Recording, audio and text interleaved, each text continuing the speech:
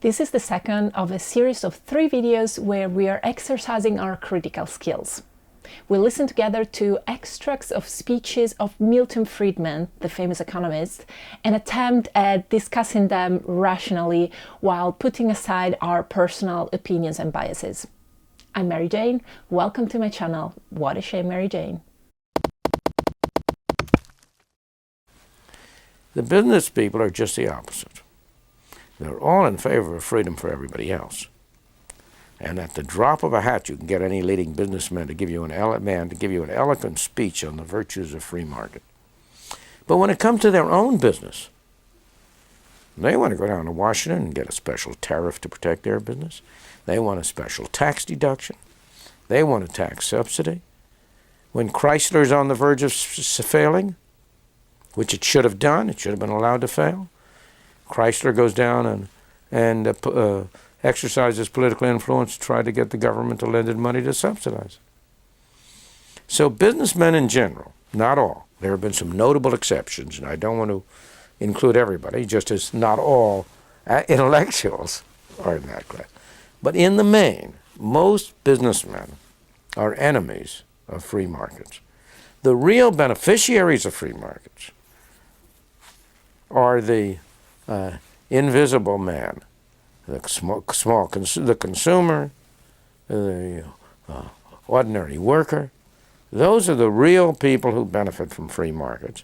But unfortunately, they don't have the kind of political clout that PAC, Political Action Committee from big business has.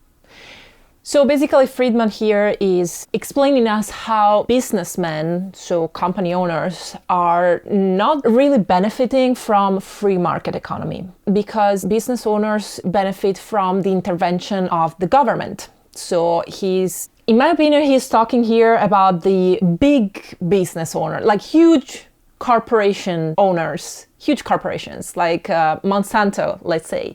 Monsanto, of course, benefits from the intervention of the state, so from a system that is not completely free market, because they get subsidies from the government to operate their business.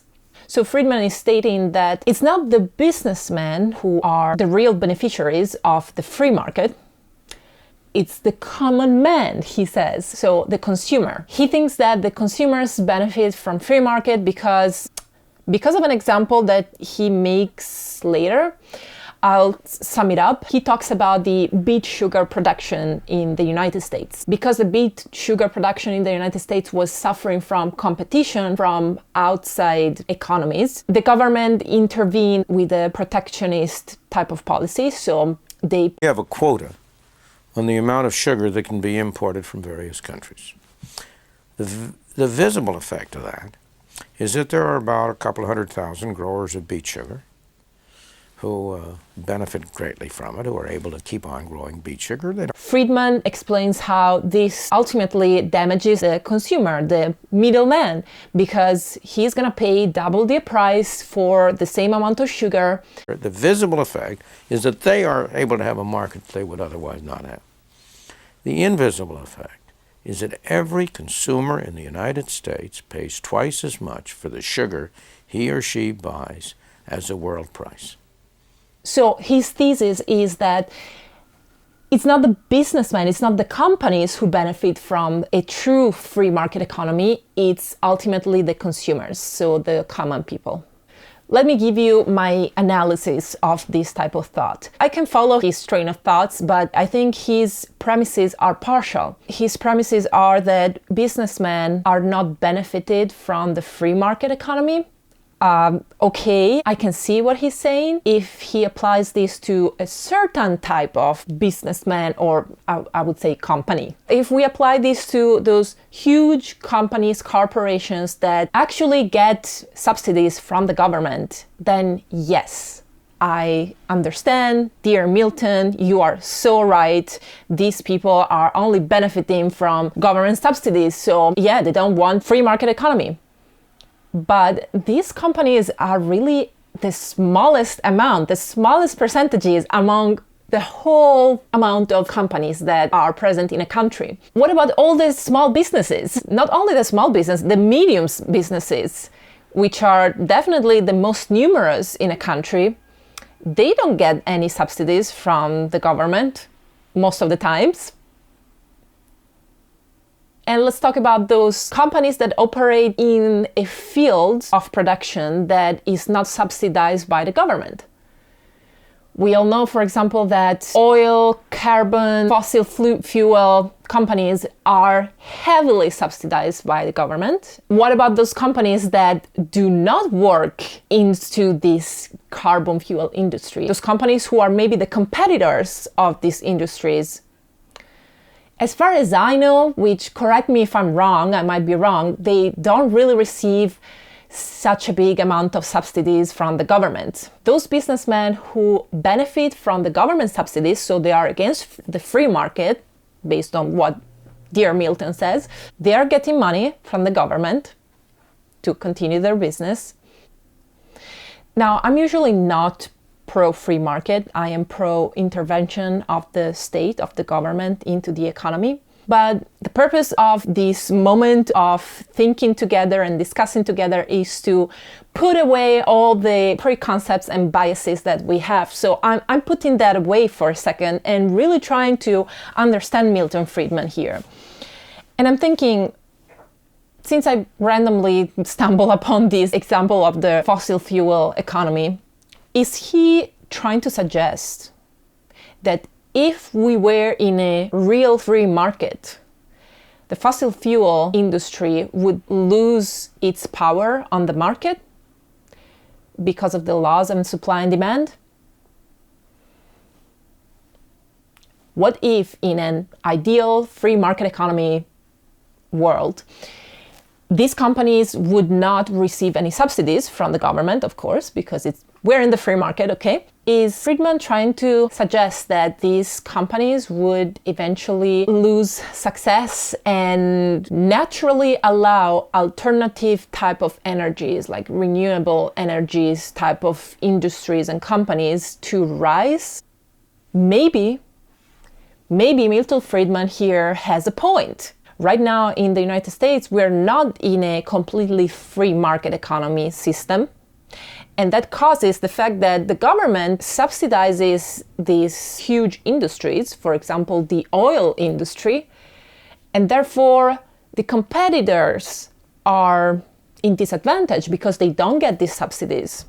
So maybe he would suggest that in a real free market economy system, at this point in time, the oil fossil fuel companies would decrease their success and let the alternative renewable energies industries rise, because that's what the market is demanding right now. Do you think that's what would happen? Might be.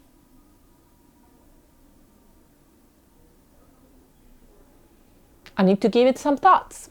Feel free to think out loud in comments and share your thoughts with us. Let me also address for a second the statement that the consumer are the ones that benefit from free market economy most of all. With the example of the sugar prices in the United States, Friedman has already explained how the consumer is the one who can benefit from the free market economy, because the consumers end up paying more for the same goods in a governmental intervention type of economy rather than in a free market economy. Okay, we all agree with that. But there are huge, huge damages that the consumers are suffering from because of the free market economy, I think. I mean, nowadays they are under the eyes of everyone, right? We cannot just ignore this elephant in the room. The fact that because of the lack of regulation of the market, consumers are manipulated to buy things that are not good for them. For example, let's talk about the food industry. The foods that sell most are the so-called garbage foods or the junk food, industrially processed kind of foods, which are very detrimental to the health of the consumers. But since we already started earlier with the fossil fuel industry, let's make an example about that. Yes, in a free market economy, the consumer is going to pay less for gas, right? But that means that he's going to use more gas. And that brings ultimately to a degradation of the environment that the consumer lives in. The consumer being here the middleman, the worker, as Milton Friedman calls us, or them, whatever. And since he likes to talk about visible and invisible effects, this is an invisible effect, or at least in the short term is absolutely invisible. The fact that by using more oil, using more carbon, using more fossil fuels, you are degrading the environment, the same air that the consumer breathes, the same water that the consumer drinks every day. And of course, people are more drawn to follow the short-term visible effect, which is the fact that they pay gas half the price in a free market economy. So does the free market economy really benefits the consumers more than the businessman, more than anyone else? I don't know about that.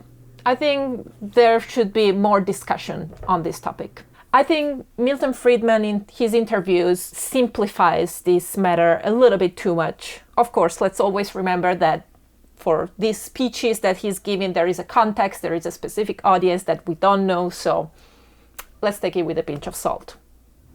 I encourage you to make good use of the comment section.